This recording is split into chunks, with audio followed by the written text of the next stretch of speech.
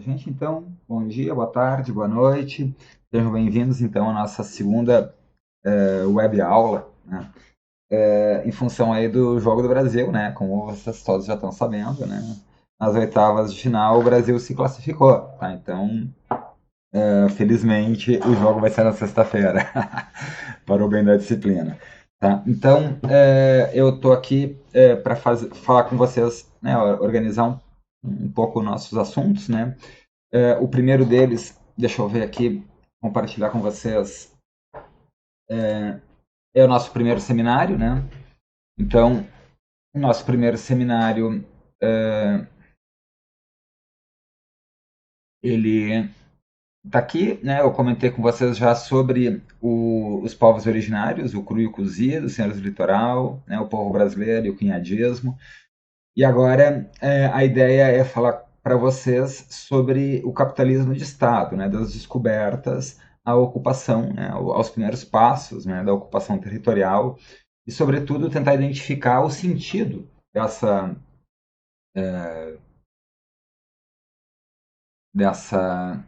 colonização. Né, tá? Então, eu vou falar um pouco aqui, acho que eu vou misturar um pouco os assuntos, tá? Mas a ideia é passar para vocês, então, uma visão geral, né, dos nossos primeiros assuntos. Tá? Também eu queria só pedir, antes da gente avançar, que a gente tivesse pelo menos dois voluntários para apresentar no primeiro seminário, tá? Sob pena de conscription, né? de delegação por parte do professor, tá? Pelo seguinte, ó, cadê aqui? Deixa eu achar aqui. Aqui, ó. Nas apresentações, a gente tem os senhores do litoral. Gente, senhores do litoral é legal, tá? É a cultura dos índios, tupinambás e tupiniquins, tá? Os primeiros índios que chegaram, que os coloniais, ou que os portugueses conheceram quando chegaram no Brasil, tá?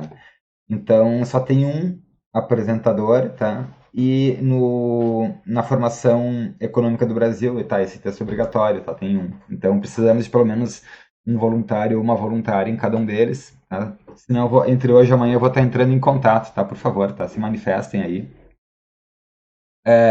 E encontrem dois voluntários, tá? Bom, também tem um convite, né, para vocês aqui, que no dia 15 agora de dezembro, na semana que vem, a gente vai estar recebendo eu e o professor Thomas Kang. O professor Thomas Kang é professor também de formação econômica, vai estar recebendo então um colega que trabalha na FGV, o Thales Zamberlan, para falar sobre formação econômica, né, a questão da independência, né, de Portugal. Ele foca nos aspectos econômicos, tá? Bom, estão todos convidados.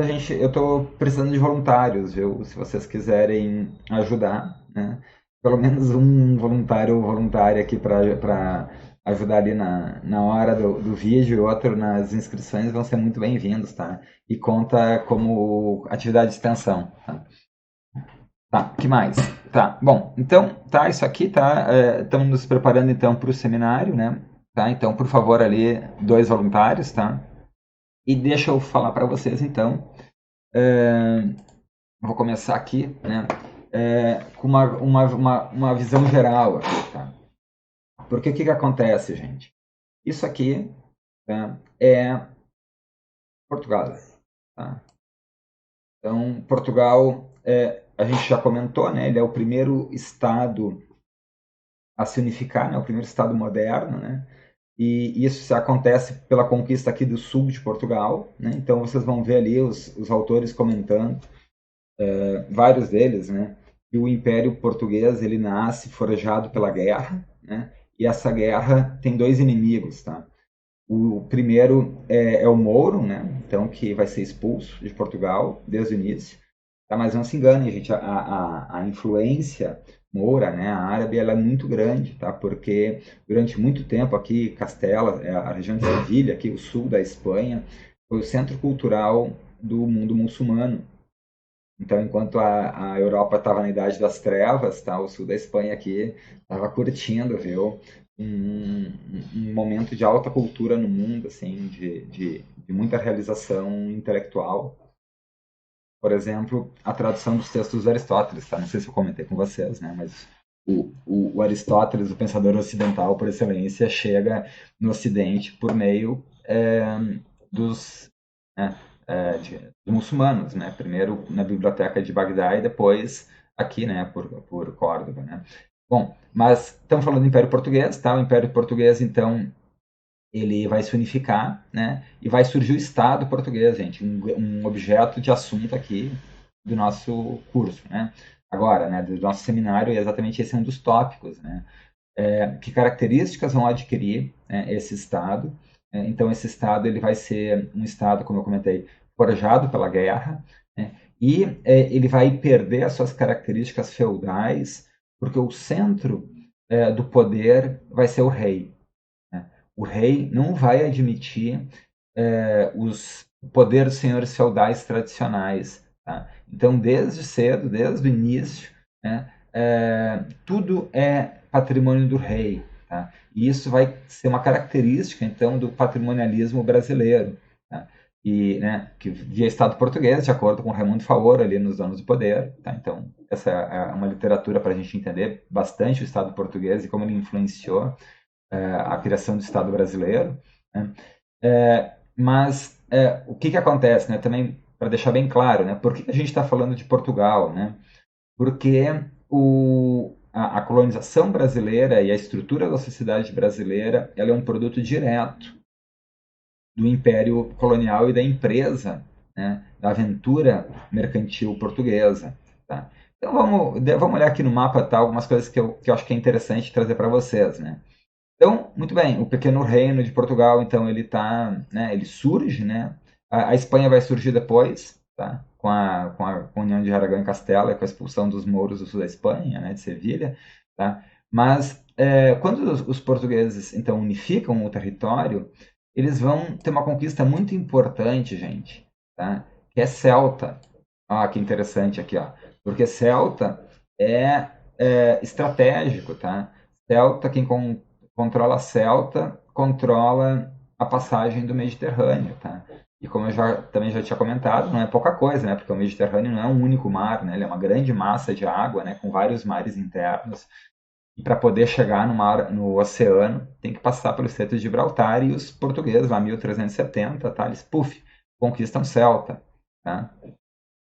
E não param por aí, tá? O Dom Sebastião, tá? Que vai sumir depois, vai ter um mito lá do Dom Sebastião, tá? Ele vai para Alsacer. Deixa eu achar aqui o nome da cidade, gente. Alsacer.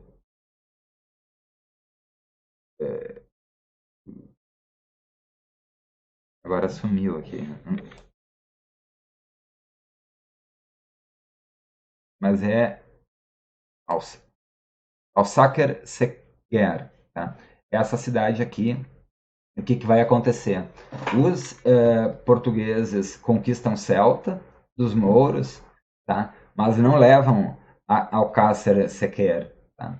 Porque, como também a gente já comentou ali na primeira aula, né, o Império Marítimo, o Império Português, ele não é um império terrestre, né? Porque Portugal tem pouca gente, tem pouco soldado, e conquistar, ter uma batalha, né, na terra, significa que precisa de muita gente, tá? E aí o Império Português ele é barrado, né, no seu avanço, tá, rumo à África, com uma derrota militar, né, uma perda lá do Dom Sebastião que se some e nunca ninguém mais sabe dele, tá? E aí, o que resta para os portugueses? O Oceano Largo, tá? Essa grande mancha de água, né, que é o Atlântico, se coloca então, né, na perspectiva dos portugueses, tá? E é isso que eles vão fazer, tá? Também, né, a escola de Sagres, ela vai ser feita aqui no sul de Portugal e vai ser o grande laboratório português para se lançar na aventura dos oceanos, tá? E aí, tá, eles não vão fazer, vão começar do começo, tá? Ou seja, eles vão procurar explorar o seu entorno imediato, né? Então eles vão explorar Madeira, eles vão explorar os Açores, vão explorar Cabo Verde, né? que são essas ilhas aqui imediatamente, ó, acho que dá para ver no mapa, né? Portugal está ali, ó, Lisboa está ali, tá? E esse raio aqui, ó, é o primeiro lugar de colonização dos portugueses. E isso aqui, gente, é importante para a nossa história, porque é nesse conjunto de ilhas aqui que os portugueses vão começar a forjar a grande experiência colonial que vai nos afetar logo em seguida. Porque a cana-de-açúcar é uma matéria-prima da Ásia, tá? Então ela já é conhecida, né? Mas ela é de difícil cultivo, né? Ela não dá muito certo no Mediterrâneo ali, né? Embora ela seja cultivada, tá? Porque ela tem características que requerem muito mais água. Então, quando os portugueses eles avançam, tá? E eles avançam pelo mar, como eu já disse, né? Eles vão perder a batalha ali aqui, né? Bem aqui no nortezinho da África. E aí eles vão começar a sair pelo mar, tá? Então eles vão vir para cá, eles vão vir, né? Para o oceano mais largo, né? Então é os Açores, tá? Eles vão descer para Cabo Verde, né? Enfim, tá? Eles vão começar a dominar esse entorno aqui, né? Isso é a grande potência naval desse entorno, tá? Não esquecendo que eles estão justamente controlando aqui a foz, né? A passagem do Mediterrâneo, tá? Então, aqui eles vão aprender, gente, a cultivar cana e usar a mão de obra escrava, tá? Que isso é outra questão que vocês vão encontrar ali na literatura, né? E a gente vai ver no texto, né? Vai ver no seminário, né? Que o fato dos portugueses usarem os Açores, né? Usarem Cabo Verde, usarem Madeira, né? Essas ilhas aqui do Atlântico Norte, para cultivar terras com uma espécie exótica, né, que no caso é a cana-de-açúcar, com mão de obra vinda da África. Tá? Então, é aqui que eles vão aprender, né, a trabalhar com o açúcar, né, e ao mesmo tempo em que eles estão se lançando cada vez mais, né, as aventuras ao sul, né. Então, depois de Cabo Verde, né, o que acontece? Ó? O Brasil está muito perto, ó, o Brasil já começa a aparecer no mapa deles, viu? Ou na área das possíveis navegações, tá? Então, eles vão contornar aqui a África, né? E vão, principalmente aqui para o Senegal, tá? Vocês vejam que o Senegal é estratégico, né? Dakar é uma pontinha no oceano, para começar também a fazer uma outra coisa, né? Que não é só não tem o comércio de escravos que começa a ser feito, né? Então ali vale a pena ler o Boxer, né? O Império, a orla ocidental da cristandade, né? Porque exatamente Portugal está no extremo, né? Naquele extremo que é o fim de tudo, né? E daqui a pouco esse extremo vai virar o meio do caminho, vai virar o grande eixo, né? Já estratégico do Atlântico, tá? E esse eixo ele é forjado, então, pelas aventuras portuguesas, tá? E aí o que é interessante, né? Que em pouco tempo os portugueses vão chegar no Brasil, né? Tá? Então, não só eles vão chegar no Brasil, né? Mas deixa eu achar aqui para vocês, tá? Eles vão muito mais longe, tá? Ó, então, eu tinha comentado ali, ó, os Açores, né? A Madeira, tá? Cabo Verde, vocês veem que é tudo mais ou menos na mesma época, né? E daqui a pouco, né? Em 40 anos depois, é mais ou menos a mesma época. Ó, eles chegam, né, eles chegam e atravessam a África, como eu disse para vocês, tá? Atravessar a África não é nenhuma novidade, né? Circunnavegar a África, tá? Tá lá nas histórias do Heródoto, e os persas já tinham feito isso, tá? 400 anos antes de Cristo, tá? Então, esse caminho já era sabido, né? E conhecido, tá? Mas a questão é que os portugueses conseguem superar as dificuldades técnicas para fazer essas viagens, né? Mas antes de falar aqui dos portugueses, tá? Deixa eu voltar aqui e trazer para vocês, gente, uma história fantástica, tá? Vocês sabem, né? Essa altura do campeonato que eu gosto de histórias fantásticas, tá? E eu queria mostrar para vocês, dar um look para vocês no mundo, tá? Na tecnologia de navios, tá? Nesse período aí de 1400, 1300, 1400 que a gente está conversando, tá? E aqui dá para ver, né? Olha que interessante isso aqui, tá? É aqui no lado, não sei se vocês vão conseguir ver meu cursor, tá? Eu fiquei outra vez tentando mostrar e não apareceu. Né? Vocês vão ver ali que tem um grande navio, que é um navio chinês de junco, tá? E da frota do Tesouro, que eu já vou falar para vocês mais. E ali está o naviozinho do Vasco da Gama, tá? Tá? Para vocês terem uma ideia da diferença de escala, tá? Então a minha pergunta para vocês, tá? Pergunta de prova, tá? Alunos, quem consegue navegar naquela casquinha de nós ali do Vasco da Gama e atravessar o oceano, se tiver um navio daquele tamanho, consegue dar uma volta no mundo, né? O que vocês acham? Tá? Porque o Vasco da Gama deu a volta no mundo, né? Quase isso, tá? E o que vocês acham, né? Então, olha que interessante, é no mesmo período, gente. Tá? E aí, deixa eu trazer uma outra imagem para vocês aqui, né? Essa aqui é a imagem, né? O Império Chinês, tá? E tinha aqui, né? Controlava todo o sul da Ásia, tá? Então eles praticavam a navegação, né? Inclusive tem aí na literatura, né? Um dos grupos vai apresentar justamente o, o livro, né, do Gavin Menzies, né, sobre a história maravilhosa, né, da frota do Tesouro e da navegação, né, que eles fazem no mundo inteiro. Tá? Tem muitas evidências disso, né, só que o fato é que o grande plano do imperador não sobreviveu, né, aqui, né, a gente, quando os portugueses chegaram, não tinha resquícios dos chineses aqui, né? Então, mas assim, o mundo já era mais conhecido, tá, gente? Também, né? Na América Central se descobriram cestécios romanos, tá? Em grande quantidade, que mostravam um comércio irregular. Então, esse negócio de dizer né, que as Américas foram descobertas, né? É que a gente está num outro contexto histórico, tá? Mas existem muitas evidências que o mundo tinha mais conhecimento de si, tá? Do que a gente imagina.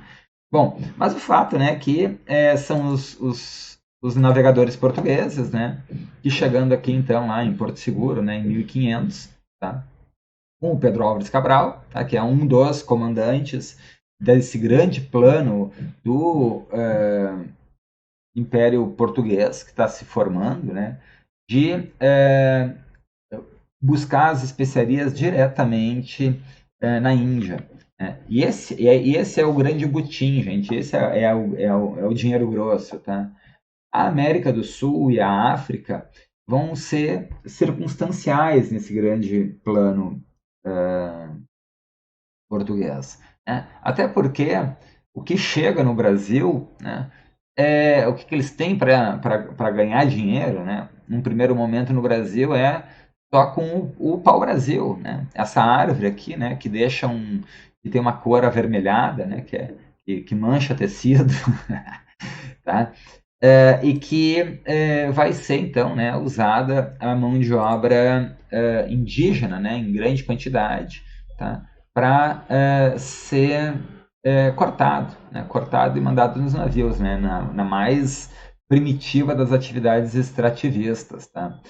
E isso acontece, né, como eu comentei com vocês, por isso que é importante a gente também conhecer, né, um pouco da antropologia, né, do homem que habita aí, e a questão do cunhadismo, né, da forma como os portugueses, os europeus, começaram a empreitar o trabalho indígena. Né? Então, essa mão de obra que vocês estão vendo aí, ela é a mão de obra nativa, tá? Que se encontrava em grande quantidade no litoral. Tá? E aí eles vão ser, então, empreitados, né, para extrair o pau-brasil, que é a primeira atividade econômica. Né?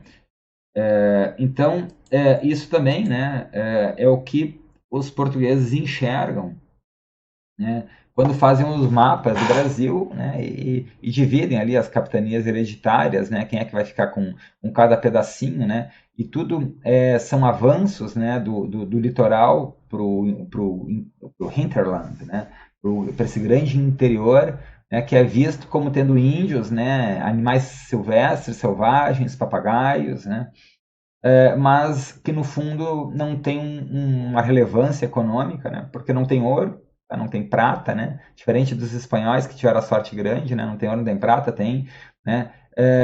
uma fauna, uma flora exuberante, né? Mas aquelas riquezas mercantilistas não são encontradas, não no primeiro momento, tá? Então é por isso que o pau-brasil vira atividade, né? Ele dá um nome do Brasil, né? E permite então o estabelecimento aí né, de um governo português, né, na forma de colônias, tá? Bom, então o que que acontece, gente? O que vai surgir, né? E nesse primeiro momento é só surgir, tá? E essa figura aqui ela não corresponde exatamente à realidade desse momento histórico que eu estou trazendo para vocês, porque ele já é um momento extremamente complexo, né? Um momento em que as máquinas elas estão desenvolvidas, tá? Mas o que que acontece? Aquela experiência portuguesa, né, nos Açores, em Cabo Verde, tá? A cultura da cana, principalmente nos Açores, né? Mas Madeira, Cabo Verde, né, as ilhas tropicais, né, essa experiência aqui vai fazer com que os portugueses aprendam a trabalhar a cana de açúcar, tá? E a criar um sistema, uma vida social é, que extrai, que produz a cana, tá? Então aqui tem um mapinha, né, de um engenho, tá? Naquele outro ali das máquinas é um engenho de roda d'água, tá? Esse engenho é muito mais caro, muito mais complexo, tá? A maioria não funcionava com a roda d'água, né, com esse aqui, mas funcionava com gado, né, com boi, tá? Então, vocês vejam, aqui é interessante essa figura porque a tecnologia, né, ela vem de fora, tá? Isso aqui não é produzido no Brasil, né? O que se precisa é gado, tá? Então, vocês vão ver ali na história da riqueza, da opulência no Brasil, né? A questão do que vai enriquecer o Brasil, né, ao longo do tempo. E vocês já têm aí um grande elemento que é o boi, né? O Brasil foi construído muito na pata do boi, né, do burro, do cavalo, tá? Que são atividades acessórias ao engenho, mas são atividades importantes, viu? Porque esse engenho que tem aqui, com roda d'água, ele é muito caro, muito difícil de fazer, muito técnico. Tá? Então, a maior parte mesmo era produzida ali, né, moído, né, ou por boi ou por escravo, tá? Então, mas aqui, né, já dá para ter uma ideia, né, do que seria aquilo que a gente vai ver lá no nosso segundo seminário, né, dessa ocupação territorial produzida pela cana-de-açúcar, né? E a cana-de-açúcar também é interessante porque ela tem um conjunto de etapas, né? Relativamente complexas, né? São desde a moenda até os vários tipos de açúcar, os vários tipos de subproduto, né? Então, os economistas dizem que ela tem todo um encadeamento de atividades econômicas, tá? Numa vida social, embora dura, né? Relativamente estável, tá?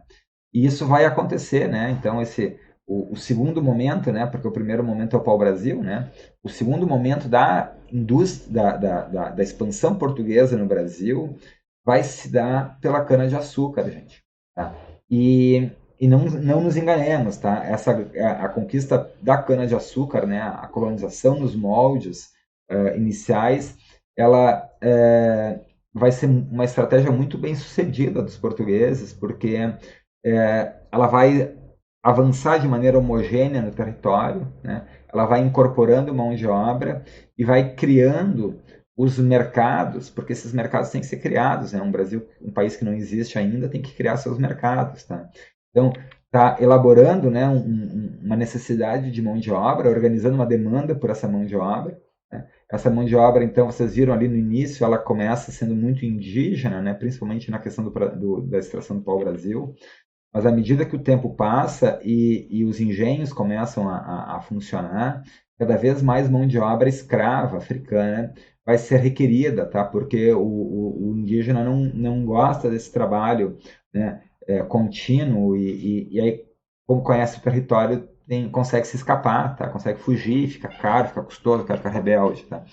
Então, essa mão de obra ela vai começar a ser trazida da África em pequenas quantidades, né?